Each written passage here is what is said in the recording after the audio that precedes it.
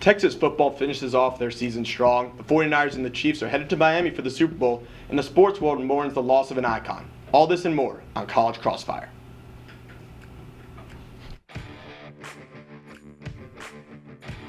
We got TSTV newcomer Zach Leff here. Zach, Number 1 seed, Zach. How you feeling, Zach? There he is.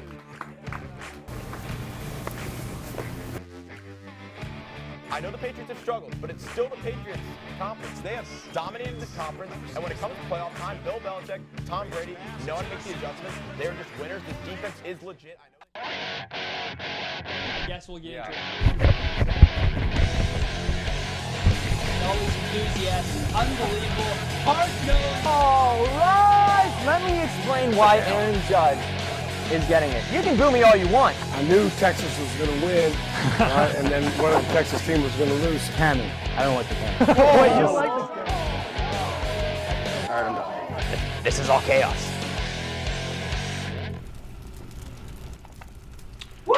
For the first time this decade, welcome to College Crossfire, the hottest show on the 40 acres.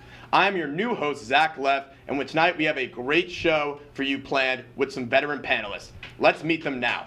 On first base, we have the man, the myth, the legend himself, Mr. Matt Marinchak. Matt, how are you doing? Doing great, I'm happy to be back. Let's do this. Awesome, great to hear. On second base, we have the Tournament of Champions winner, Clark Dalton. Clark, how you feeling? Feeling great. Happy with the way 2019 ended, but want to start 2020 on the right note and keep going forward and staying sharp. That's great to hear, Clark. And on third base, we have Henry Corwin himself, a champion from last semester. Henry, how are you doing? I'm just thankful to be here, Zach. Thankful to be here. That's awesome. Great, guys, and good luck to all you. Tonight, we will start off with, on New Year's Eve, the Texas Longhorns upset the highly ranked Utah Utes 38-10 in the Valero Alamo Bowl. This puts Tom Herman's full record to 3-0 as the Texas Longhorns coach. What did we learn from the Longhorns bowl win? Anybody can jump in.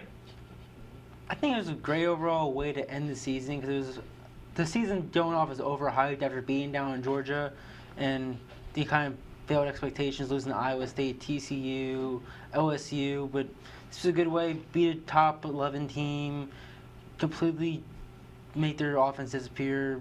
Had 10 points the whole game. Their defense was blanketing. The offense finally looked like what it was capable of all season. That was held back by the old offensive and defensive coordinators. It was just a good way for the team to go in for next year.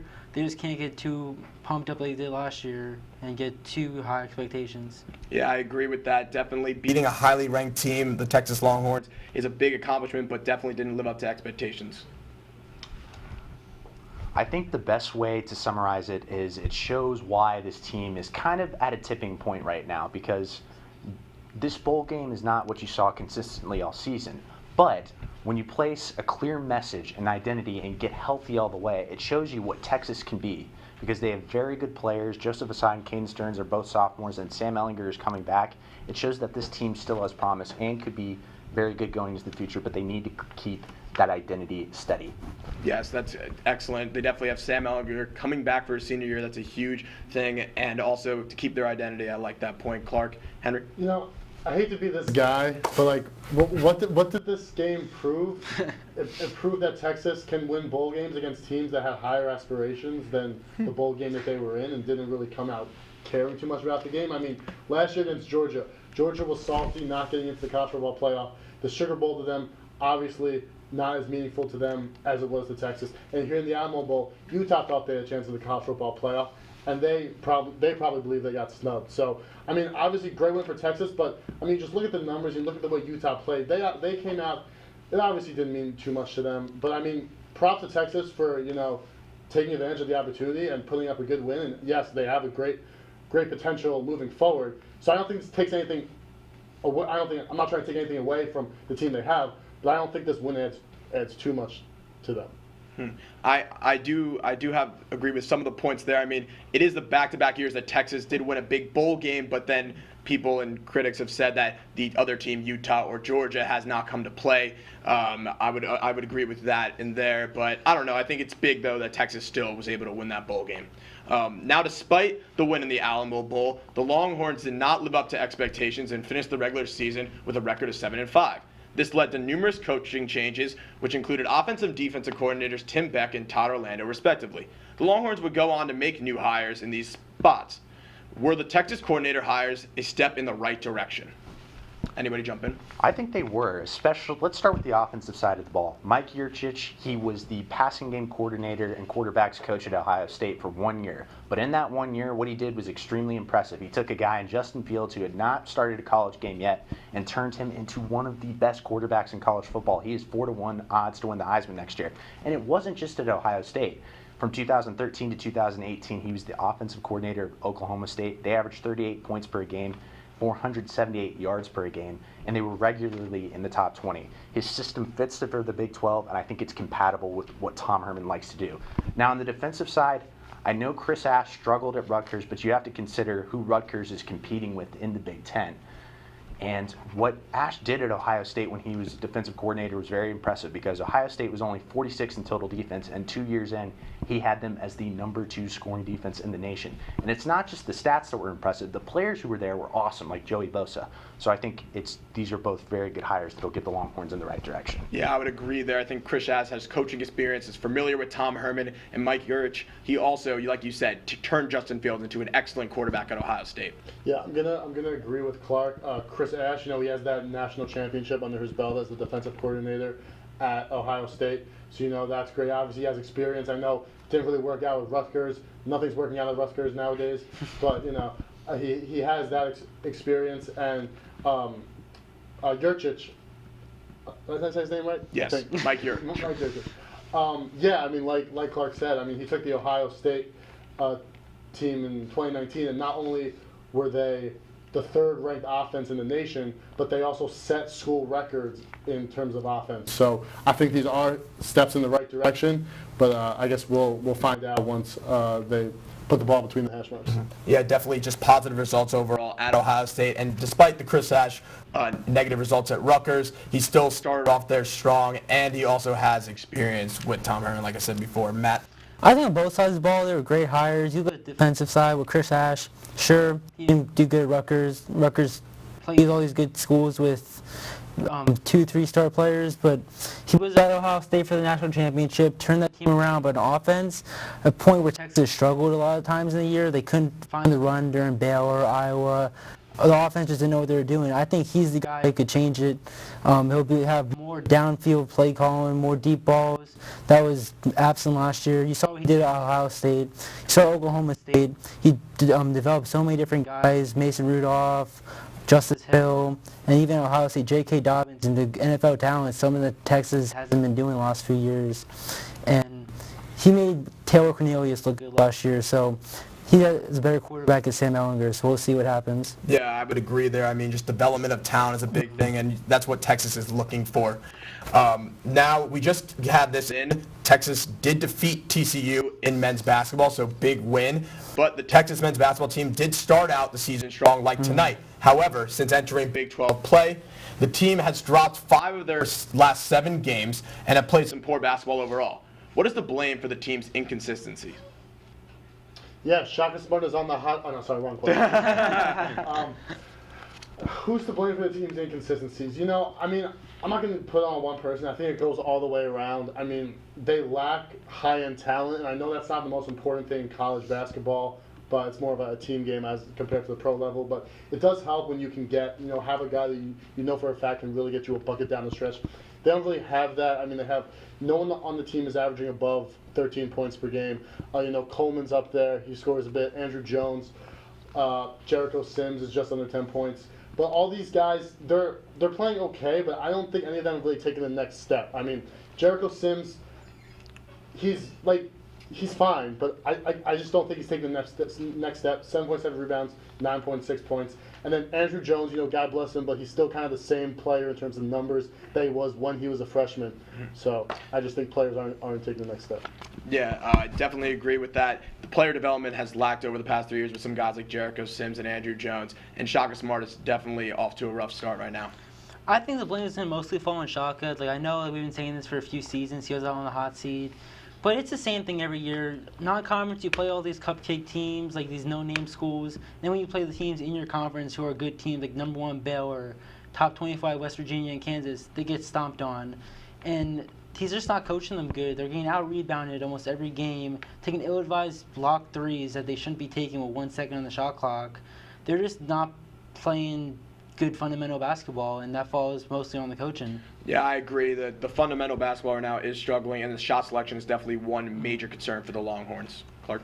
I hate to say it, but right now their struggles reflect on the coaching staff. For example, during the West Virginia game, they went 19 of 53 from the field. Shot selection is something that you fine-tune during practice, and it's just not happening right now. They also had 18 turnovers. Another example that you can include is the Kansas game. Texas was up 8 going into halftime, and then Bill Self kind of adjusted the Jayhawks game plan, and Texas just did not respond to it. It's those in-game adjustments, preparation during practice, which all are attributed to coaching and player development. Yes, Texas definitely has some strong points and strong runs during the games, but that ultimately has failed them a lot during Big 12 play. Guys, I want you to give me a quick answer to this question for this last one. Despite the rough start in Big 12 play, the Longhorns still have the majority of their Big 12 games left and have a potential to pick up some big wins. The question is, can Texas make the big dance? I don't think so. They'll be lucky if they even make the NIT. The Big 12 is just too good, and they haven't played Kansas, Tech, and all those guys twice yet. It's not possible. Clark? I think they can, because let's look at who they played during the stretch. West Virginia, Baylor, and Kansas. All three of those teams could make deep runs into the NCAA tournament, and they just had a big win tonight on the road against TCU. They can still beat Tech twice and maybe get a win at Oklahoma. Okay, Henry? No, next. There it is. Keep it short and sweet. Thank you, guys. Quick score, quick recap. We have 8 points for Clark, 8 points for Henry, and 7 points for Matt. When we come back, the panel debates who will be crowned Super Bowl champs, and should the Astros be stripped of their World Series title.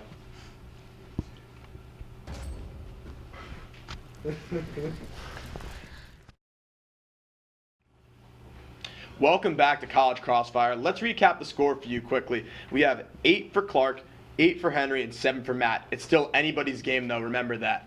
Okay, right now we're on to some women's basketball. Unlike the men's basketball team, the Lady Longhorns started off the season poorly. But since Big 12 play, the team has seemed to turn it around and are on a 5-game winning streak. What has led to the turnaround for the Texas Longhorns? I think they finally had that wake-up call, because you saw how they lost early in the season, Hawaii, Arizona. But once they started beating teams like Tennessee, like #1 Stanford, that's when they got all their chemistry back, and they're relying on their young players like Celeste Taylor, Charlie Collier. You have good off-the-bench performances by veterans like Sean Higgs, who came off last night scoring 19 off the bench, like leading the team for the game. And just Big 12, it's not as good as basketball conference is for men's, but their toughest opponent's Baylor, and they haven't played them yet. I agree with you there. I think veterans stepping up like LaShawn Higgs is very important for this Longhorns team. Clark? I think it started to change when they had that upset over #1 Stanford, getting that win, getting their confidence back. And now what you're starting to see is they can win in every way. 3 of those 5 wins, they came on the road. They're averaging 75 points per game since that Stanford win, and they're gritty and hard-nosed on defense. I love it. They're only allowing 37% for field goals. That's really hard to do. They're just playing great right now. Yeah, I agree with you there. I think that Stanford win was huge. It's a big turnaround. You could see the difference in performances from prior to Stanford and after Stanford. Henry? Yeah, I just think they have the right mindset now. You know, I was at the media availability today where we heard from Coach Aston, Charlie, and Shug Sutton. And, you know, these reporters kept asking them, you know, this game against Baylor coming up, is this a game you circle on the schedule, right? And all 3 of them said, we take it 1 game at a time. We circle every game on the schedule. And so this mindset of just 1 game at a time mentality, you know, that's the best way to play. And it seems like they're not just saying that. The fact that they're all kind of coming together and they're playing this way, they're really bought into this idea. And I think that's why they've been able to be successful this far. I got that. Bringing it in all together, making sure everybody's on the right page. I'm going to give this one to Clark right here. I like the point about Stanford because you've seen the clear difference. You've seen the way they've been playing. Clark, I'm going to give the point to you. So now, Clark, you have 10 points. Next we have, or 9 points, my bad. Okay, next, in January it was found out that the MLB found out that the Astros did cheat the game of baseball by using cameras and video monitors to steal signs from opposing pitchers. Astros manager A.J. Hinch and former Astros members turned managers Alex Cora and Carlos Beltran were released from their team duties. The players from the Astros have also been implicated and are facing heat from this. The question is, Should the Astros be stripped of that 2017 World Series title? Clark? Yes. We're about to get a lot of booze in the studio. Cheating is encouraged. Look, hang on just a second. In 2017, the New York Times described sign stealing in baseball as an art form, something that's even admired. Now, look, what the Astros did was wrong, and it was by a camera, but that's kind of by a technicality, and we haven't really established all of the rules surrounding sign stealing in baseball. And another thing is, we've seen this in other sports. The Patriots had taped games in football, and in the NFL you have a playbook, right? It's a very huge strategic component, and the Patriots haven't had any of their titles taken away, and Belichick's still there. Slap on the wrist, that's all you get. Plus, the Astros won 101 games the year they won the World Series. I'm not sure that 101 wins can be attributed, all of them, to sign stealing. I don't know. I don't know about that first one with the cheating is encouraged. I understand it as used in sports, but I'm not sure if that's the right answer there. Henry? I had to do it. That's my honest opinion. I want to dissect a couple things Clark said. First of all, his argument that this camera thing is just... There's cameras everywhere during a game. A technicality? No. Okay, sign stealing... Fox tapes the whole game. If you can sign steal between the lines just from seeing it, that's okay, but when you use a camera to do it, that's only the home team can do. That's not okay. Yes, the Patriots did it, and no one is happy about it. The only people that are okay with the Patriots doing it are Patriots fans. Like, no one encourages the Patriots to do it. Now, having said that, to answer the question really quickly, this kind of brings up the question of what does a World Series title really mean? Because outside of the financial gains, it's kind of an arbitrary thing. Because if no one accepts the title and everyone agrees it's a false title, did they really win the World Series?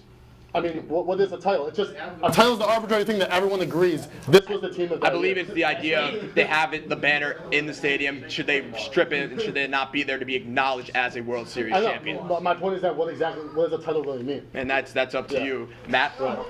I mean, everybody in baseball cheats. It's just whether you get caught or not. Like the Red Sox cheat, the Astros cheat, the Dodgers probably cheated at some point, the Brewers cheat. Like, everybody cheats, but I don't think they should take away the title because here's why. That's 2017 Hurricane Harvey. The whole city rallied behind the Astros. Like, good for the city. Like, there's no need to take the title away. Same thing with the Red Sox that cheated. Maybe you take away their title because of the Red Sox. Like, there's the same manager cheated both teams, but the Astros really they messed the whole league of baseball with cheating, and they put the league on notice. Yep. They messed up the Mets. They had Beltran, and look at that. Now they have some no-name manager. The title shouldn't be taken away, but it's still wrong for what they did. I'm going to give the point here to Matt. I like what you said there. I do. I think putting baseball on notice was a big deal, and it's been a big controversy, especially the offseason. Have this news come out in January is a big thing. It's that time of year, folks. This Sunday, the Super Bowl will be played in Miami, Florida, as the NFC champs San Francisco 49ers take on the AFC champs Kansas City Chiefs. With this matchup being a pick'em out there, who wins it and who is the MVP? Henry.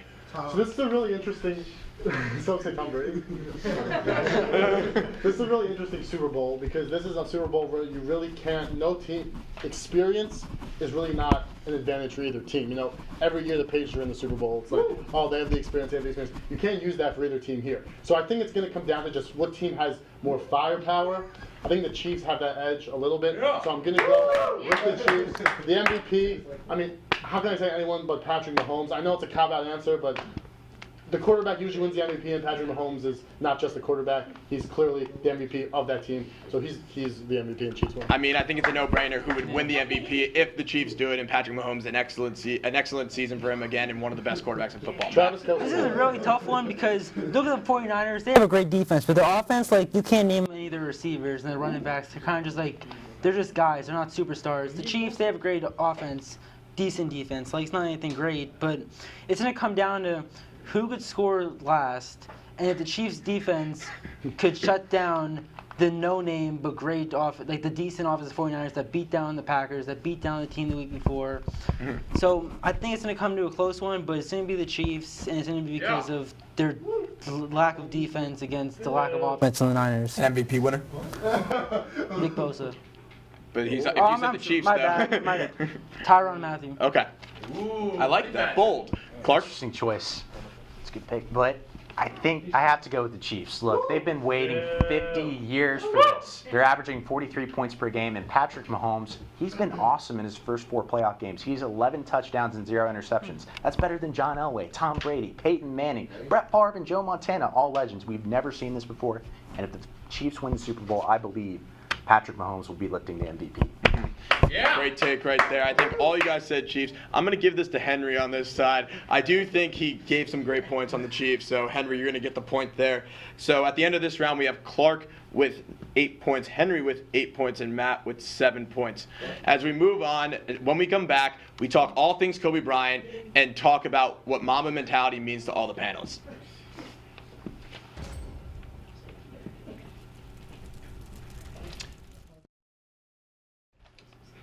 Welcome back, and now it's time for the rapid fire round. Let's quickly recap the score. Right before we went to break, I did make a mistake. We actually have Clark with 9, Henry with 9, Matt with 8. But remember though, each question this round is worth 2 points, so it's anybody's game still.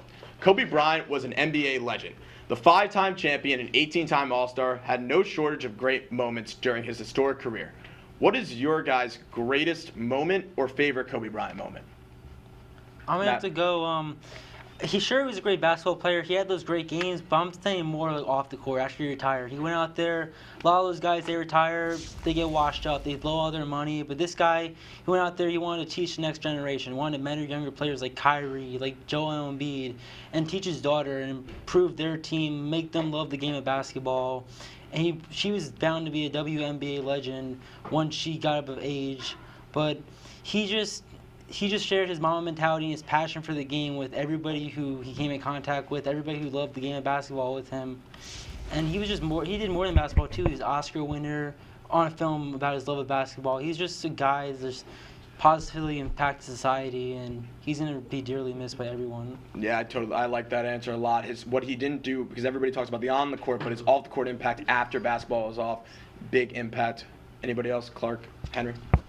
It's a great point, Matt, but for me, I'm going to go with the basketball moment. It's 2006, Game 4 of the Western Conference Finals. I still remember it vividly. They're playing the Phoenix Suns. This is a terrible Lakers team.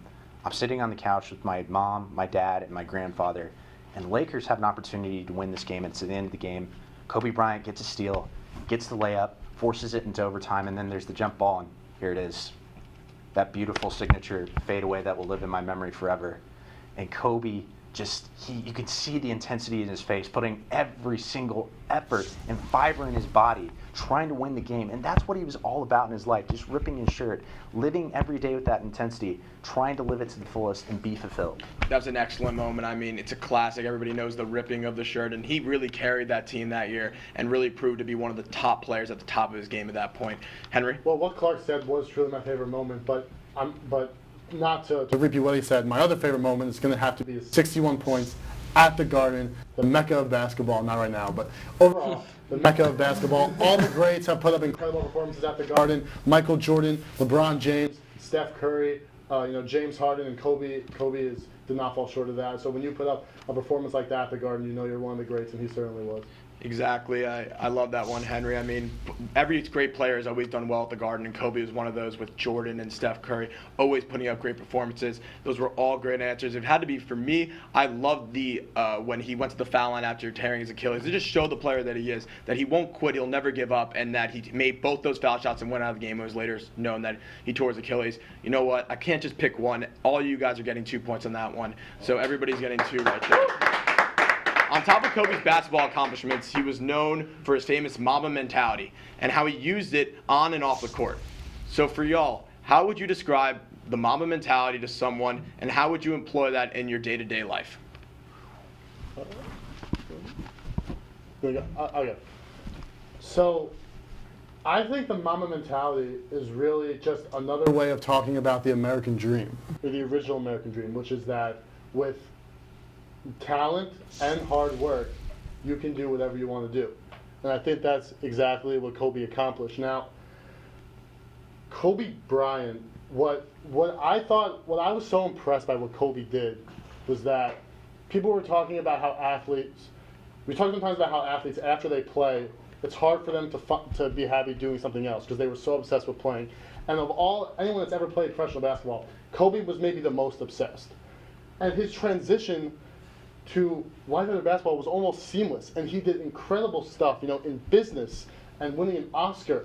And I think the mom mentality is not just that you work hard at what you do, but if you really want to learn, if you want to do something new, as long as you just give it 100%, you can do it. That's why I would describe mom mentality. I think what you just said there last was excellent. I think I agree. If you just give 100%, you can do anything that you put your mind to. I'm gonna build off what he said, just how basically no matter like how much adversity you face, like if you keep pushing through and keep doing what you can and be the best and make yourself better, that's the mom mentality. Doesn't have to be just basketball, it could be anything in life. Mm-hmm. Clark? I was actually watching a video of him the other day, and he said basically the thesis of the video was do what makes you happy. He was saying that his guidance counselor when he was in 9th grade said, you'll never make it in basketball, which is hard to believe because Kobe Bryant's one of the 10 greatest players ever, no question. And he said, don't stop yourself from chasing your dreams. You keep chasing your dreams. Other people will always try to stop you from doing something and eventually fulfilling yourself. But you just keep going and going and going. And that's what Kobe was all about, the ultimate warrior mentality. Going out there, fighting for every loose ball. Like he was the 12th guy on the floor, even when he was in the best of the world. So I guess it's just try to have a life that's fulfilling, be humble, and work hard. I think, that was excellent right there, Clark. I'm going to give the 2 points to you right there. I mean, I think what you said with the guidance counselor story and the idea of being humble and working hard and getting what you would achieve. That all killed more dreams than failure ever did. Mm-hmm. All great answers. Over the past few days, teams, players, and owners have been honoring Kobe and his legacy during games by taking 8 and 24-second violations to star players wearing or changing their number for Kobe. There's also been a petition for the NBA logo to be changed to Kobe himself. If you were Adam Silver, how would you honor Kobe Bryant moving forward? You have to change the logo, in my opinion. That fadeaway jump shot should live on forever, and I think every kid should be reminded of it just because it's such an indelible image in NBA history. And Jerry West himself, who is the logo, he was very close to Kobe Bryant. He said, I don't want to be the logo anymore. I think it's time to pass it on to Kobe Bryant just because of the impact he's had outside of basketball and on the game itself. Mm-hmm. I think that you gotta retire his number, both of his numbers, 8 and 24, honor the legacy, and the name of the Western Conference Championship title, you gotta change it to the Kobe Bryant Trophy. You gotta continue and keep him immortalized because he's definitely gonna be a for sure Hall of Famer. Just someone else to add to his legacy and respect for him. Interesting. Henry? I think that kind of similar to what Matt said. I think you could maybe add a new award, the Kobe Bryant Award, which is just given to the player that just, I guess, maybe puts in the most work. I know that's going to be really hard to tell, but I mean, I think all awards are kind of hard to come to one person to, but maybe the Kobe Bryant Award, just whoever exhibits the mom mentality, the hardest work, I think that'd be a great way to honor him. Yeah, I think all 3 of those ways are excellent ways to honor him. I am going to go with Clark, though. I really do think the logo petition is something that people are getting behind. And with Jerry West's permission, a guy who's so attached to Kobe, drafted him to LA, I think Jerry West would be totally fine with giving up his logo to Kobe Bryant, an NBA icon like that. So with that, though, with 15 points, Clark Dalton is your winner tonight. Do we have time for FaceTime?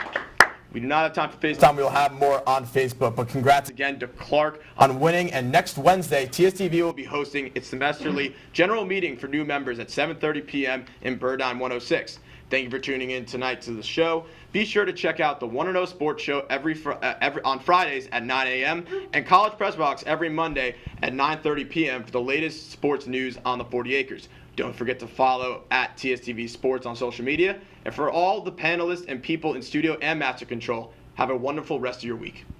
Good job. Welcome back, and to remind everybody, Clark was our winner of tonight. Everybody did a great job. Clark, you were the winner, though.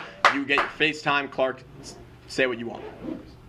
So, I'm going to talk about Kobe. Kobe was probably one of my favorite NBA players of all time, but he's also special to me because both of my parents loved him, and my mom especially. And there's this, and also it ties to one of my FaceTime ties to one of my mom's favorite books, East of Eden. And I was reading it again the other day, and there are three types of people when it comes to death. There's the smartest man in the world and the richest man in the world. And when they die, it's kind of apathy and indifference that comes about. But then there's a third guy. There's a third guy. He's a guy who made mistakes during his life. He wasn't perfect, but he kept on going every single day. And when he passes away, people weep saying, how can we go on? That's what Kobe Bryant was to me. The guy who was the ultimate warrior, who kept on trying. And I know it's sad that he passed away, but I think there is a lesson to be taken from, which is just keep going. Because that's what Kobe always did throughout his career. He's the ultimate warrior. He's what athletic greatness epitomizes to me. It was the first time I really witnessed it as a kid. And that's why Kobe is so special to me. And I'm having a really hard time. I cried the last time I was in the FaceTime circle, so I don't want to do it again. But Kobe Bryant, thank you for all the memories and giving a kid his first athletic idol ever, and kids across the nation everywhere. Thank you. Great FaceTime, Florida. Great FaceTime, and great job, everybody, tonight. Everybody watching on Facebook, I hope you had a great time watching the show, and have a great night.